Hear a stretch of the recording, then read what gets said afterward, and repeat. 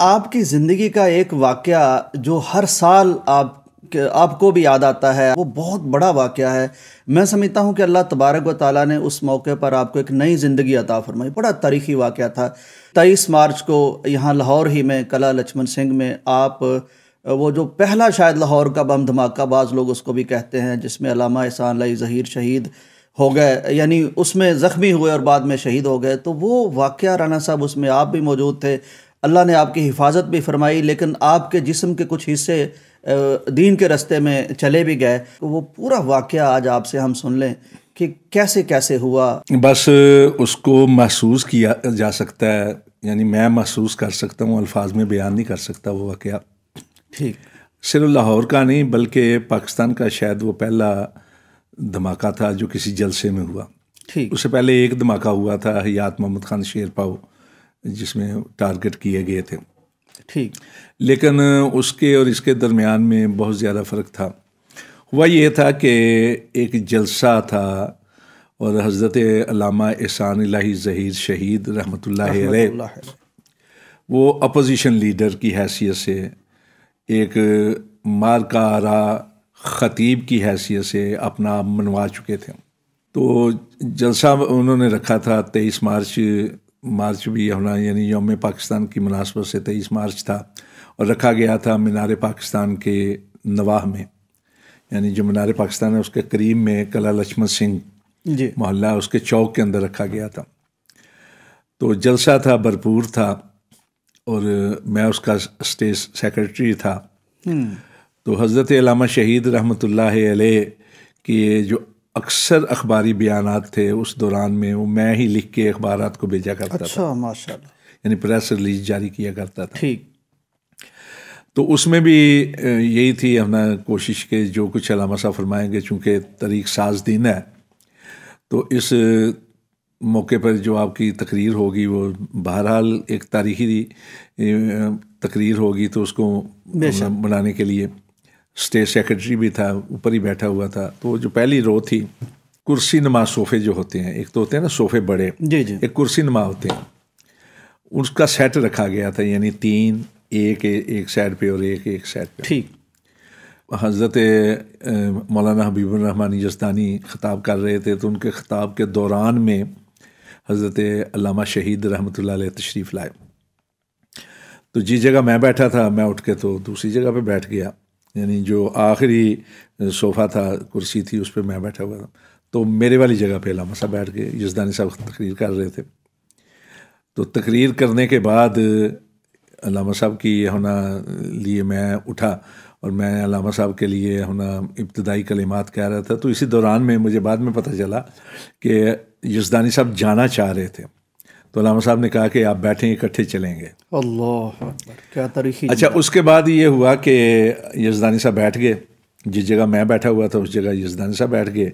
अल्लामा साहब, तो मैंने जब अल्लामा साहब को मदऊ किया कि वो तकरीर के लिए तशरीफ़ लाएंगे, तो चूँकि पिछले दिन जो थे 19 मार्च को हुआ था, जंग फोरम के अंदर एक मुज़ाकरा सेमिनार हुआ था शरीयत बिल पर। उन दिनों शरीयत बिल की बड़ी दुहाई मची हुई थी। 20 को जुमा था, और 20 वाले जुमे ही में अल्लामा साहब ने मेरा ऐलान किया था कि यानी मेरे बाद चीनियाली में ये खुतबा दिया करे। और 20 की शाम को हज़रत अल्लामा साहब जो हैं वो चले गए ख़ातमुन नबीयीन कॉन्फ्रेंस के लिए चिन्योट में। ठीक। तो चिन्योट में तकरीर करने के बाद वो फिर जो सरगोदा के गिरदोनवा के उलमाए कराम थे उनके पास गए, बलवाल में गए, मौलाना सलीमुल्लाह के पास, इस तरह दीगर लोगों के पास गए अपनी जमात के लिए, तंजीम के लिए। ठीक। तो 21 की सुबह को तशरीफ़ लाए हैं, सुबह के वक्त, सारी रात वो सफ़र में रहे। तो 21 को मैंने कहा जी कि पसरूर में कॉन्फ्रेंस है, आपने मेरे साथ वादा किया हुआ जाना। तो कहने लगा मैं तो बड़ा थकिया, जिस तरह उनका अंदाज़ होता था कि मैं नहीं जा सकता, तू माज़रत कबूल कर ला, फिर चलेंगे ये वो अपना। तो मैंने उन्हें अपना कह दिया कि अगर आपने नहीं ना जाना तो फिर मैंने भी नहीं जाना, और मैंने पसरूर जाना ही नहीं, इसलिए कि मेरी सुबकी होगी, मैंने वादा लिया है और लोगों को पता है कि मैं अल्लामा साहब के पास रहता हूँ। तो अल्लामा साहब कहने लगे ठीक है, फिर हम जो है ना गाड़ी ले आओ। तो स्टेशन से हम गाड़ी लेके आए, तो अगले ड्राइवर के साथ जुबैर होते थे, फौत हो चुके हैं वो भी, अल्लामा साहब के दोस्त भी थे, साथी भी थे, कारकुन भी थे, खादम भी थे, सब कुछ थे। ठीक। ज़ुबैर साहब तो वो अगली सीट पे बैठ के, तो पिछली सीट पे मैं और अलामा साहब, तो अलामा साहब ने दरमियान में एक तकिया भी रख लिया ताकि थोड़ा आराम लेट के चले जाए, आराम कर। लेकिन बहरहाल पसरूर गए, और मैं ये समझता हूँ कि ये भी एक तारीखी बात है कि उनकी आखिरी मुकम्मल तकरीर जो है पसरूर की है 21 तारीख की। तो 2 रोज़ा कॉन्फ्रेंस थी पसरूर में, 21 और 22 को। तो जब अलामा साहब रुखसत होने लगे तो मुझे कहने लगे क्या प्रोग्राम। मैंने कहा मैं कल यज़दानी साहब के साथ आ जाऊँगा, इसलिए कि कल भी कॉन्फ्रेंस है। कहने लगे ठीक है। अलामा साहब वापस आ गया। तो अगले रोज़ यज़दानी साहब ने वहाँ तकरीर की, तो फिर मैं उनके साथ आया। तो उन्होंने जो है ना मुझे चाय वगैरह पिला के, तो फिर मैं वहाँ से कामों की तक उनके साथ आया। बस पे बैठ के फिर मैं आ गया 23 को। तो 23 तारीख को ये सूरत हालात थी, यानी थके हुए मुसलसल सफ़रों की वजह से और कॉन्फ्रेंसों की वजह से, और शरीयत बिल का बड़ा मार्का था, और कई अखबारात वाले, उन दिनों टीवी चैनल तो होते नहीं थे, सिर्फ पीटीवी होता था, लेकिन अखबारात वाले जो मुसलसल आपके इंटरव्यूज़ कर रहे थे, इसलिए कि शरीयत बिल के और ज़ियाउल हक के ख़िलाफ़ बड़ी मौसर और दबंग आवाज़ जो थी वो हज़रत अहमद शहीद की थी। तो रात कहने लगे जी कि मैं थका हुआ हूँ, तो आगे तो आम कुर्सी जो होती है जो मजमे से उठा के और रखी, तो उस पर बैठ के उन्होंने तकरीर करनी शुरू कर दी। अच्छा, बैठ के तकरीर की, क्योंकि थके हुए थे। बैठ के थके हुए थे, तो तकरीर बैठ के शुरू कर दी। अब उनकी जगह पे मैं बैठ गया, तो यानी मैं इस तरह बैठा हुआ हूँ, मेरी बाईं साइड पे यज़दानी साहब बैठे हुए हैं, उनके साथ बैठे हुए थे शेख एहसानुल्लाह के, उनके साथ बैठे हुए थे मौलाना अब्दुल खालिक कुद्दूसी, उनके साथ बैठे हुए थे मोहम्मद खान नजीब। यानी ये तरतीब थी। अल्लाह अकबर, पहली सफ़ के लोग। अच्छा, तो सूरत हालात ये हुई कि इसी दौरान में गुलदस्ता आ गया, और गुलदस्ता आया बाईं साइड से, जिस जगह पे कैमरे वाले खड़े थे। 2 अपना साला बहनोई थे रिश्ते में, एक का नाम सलीम था और एक का नाम शायद आलिम था, मोहम्मद आलिम और मोहम्मद सलीम, इस तरह उनके नाम थे।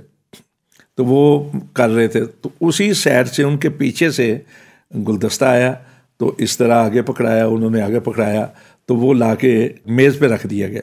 यानी अलामा साहब खिताब कर रहे हैं, अलामा साहब के सामने नहीं, ठीक, ये जो रो थी सोफ़ों की, उसके सामने छोटा मेज़ था, उसके ऊपर रख दिया गया। और अलामा साहब के सामने तो कुछ भी नहीं था, उन्होंने तो कुर्सी उठा के तो बैठे थे। ठीक।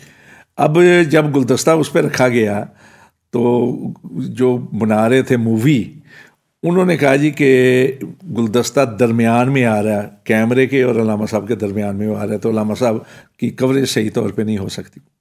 तो उन्होंने कहा, तो एक हमारे भाई थे बाद में, वो भी अल्लाह को प्यारे हो गए, राना साहब, उन्होंने उठा के तो अपने यानी गोद के सामने अपने चौकड़ी मार के बैठे हुए थे, तो अपने सामने गुलदस्ता रख लिया। गुलदस्ता जब आया तो मैं बैठा हुआ था, मेरे साथ ही यज़दानी साहब बैठे हुए थे, अलामा साहब तो आगे थे ना, हम दोनों के आगे थे।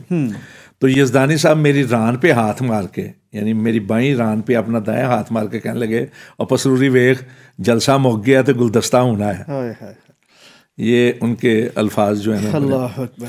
तो गुलदस्ता जो है ना वो रखा गया ना मेज़ पे, तो उन्होंने मेज़ से उठा के स्टेज ही पर अपने सामने, यानी चौकड़ी मार के बैठे हुए थे, अपने सामने रख लिया। ठीक।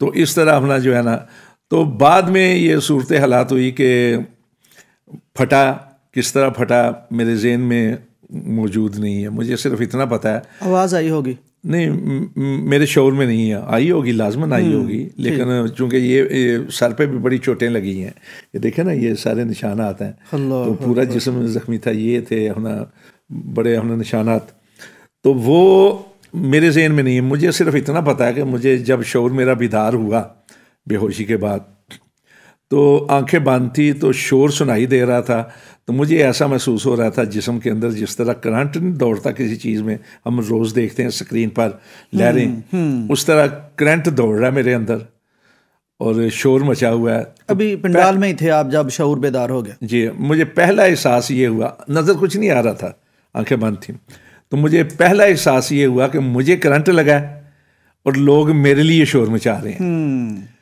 वो जो क़यामत गुजर गई उसका अंदाज़ा नहीं था उस वक्त? अच्छा, मुझे नहीं अंदाज़ा, यानी होगा, लेकिन मेरे ज़हन से मैं वो हो चुका हूँ।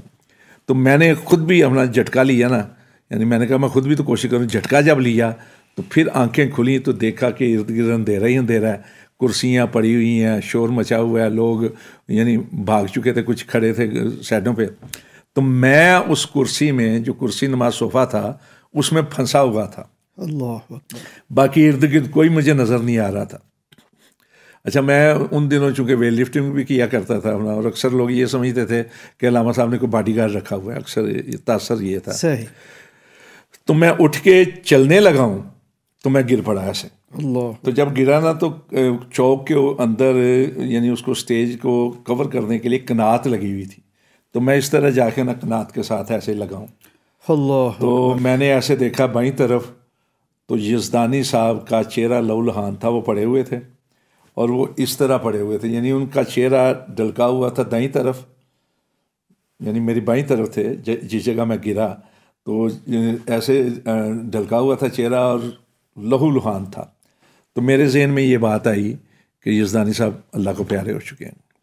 मैं फिर उठ के चलने लगा हूँ, फिर मैं गिर पड़ा हूँ। फिर कुछ लोगों ने मुझे गनूदगी से तारीफ, कुछ लोगों ने मुझे उठाया, तो उठा के पीछे जो फुटपाथ है उस पर ले जाके मुझे लिटा दिया। अब वहाँ जब लिटाया उन्होंने, तो फिर मेरी अपना शौर कुछ बेदार हुआ, नीचे ठंडक महसूस करने की वजह से। लेकिन उस वक़्त मेरी आंखें जो है ना, फिर उस पर अपना बिनाई जो है वो मुताज़िम, मुझे दिखाई कुछ नहीं दे रहा था। तो 2-4 लोग आए हैं मेरे पास शोर मचाते हुए, उन्होंने कहा, ओए स्टेज सेक्रेटरी है डिगा जे। उनके जहन में ये था कि शायद मैं उड़ के यहाँ आके गिरा हूँ। तो मुझे फिर पकड़ के उन्होंने रक्शे में बिठाया। तो रक्शे में जब बिठाया तो एक और ज़ख्मी को लाके मेरे साथ बिठा दिया गया। तो वो जो ज़ख्मी था उसका सर मेरी छाती पे आ रहा था। तो जब रक्षा चला ना, तो मुझे ये महसूस हुआ कि खून निकल रहा है उसके मुंह से। तो पहले तो मैंने कहा कि मैं हटा दूं, लेकिन फिर मैंने कहा पता नहीं कितनी तकलीफ़ होगी, मैंने उसको, वो खून उसके मुंह से नहीं निकल रहा था, वो मेरे यहाँ जो ज़ख़म है ना उनमें से उबल रहा था खून। अच्छा।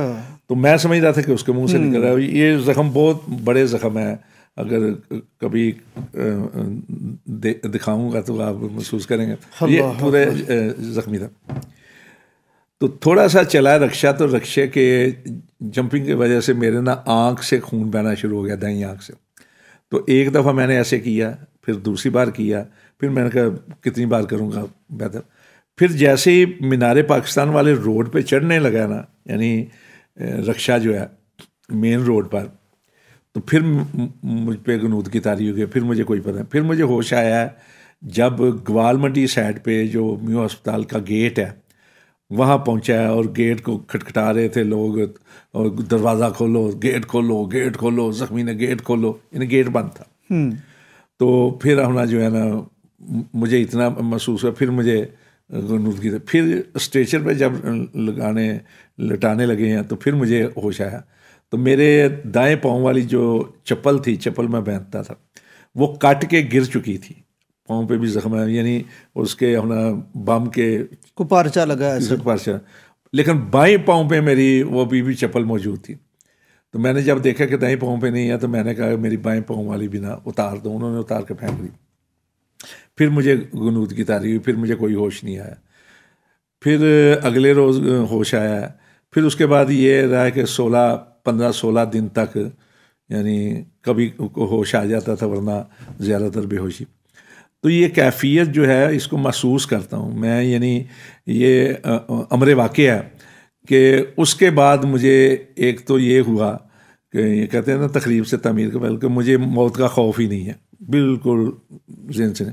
दूसरा ये कि किसी और की मौत पर कलक ज़रूर होता है, लेकिन जो इंतहाई दुख होता है ना, वो पता नहीं है होना फितरती बात है या क्या बात है, कि मेरे जहन में ये बात है कि सबने जाना ही है। तो राणा साहब एक इंतहाई फेज से गुजर के वो चीज़ें, हाँ, उन हैसियत खो कलक ज़रूर होता है, किसी के दुख का, किसी की जुदाई का, किसी के जाने का, नुकसान का, लेकिन उस अंदाज से, यानी खुद भी मैं, अल्लाह का शुक्र है, यानी ये सूरत हाल है कि अब कभी मौत से डर नहीं लगता, यानी देख चुके हैं सूरत हाल। रंज से खूगर हो इंसान तो मिट जाते हैं। हाँ।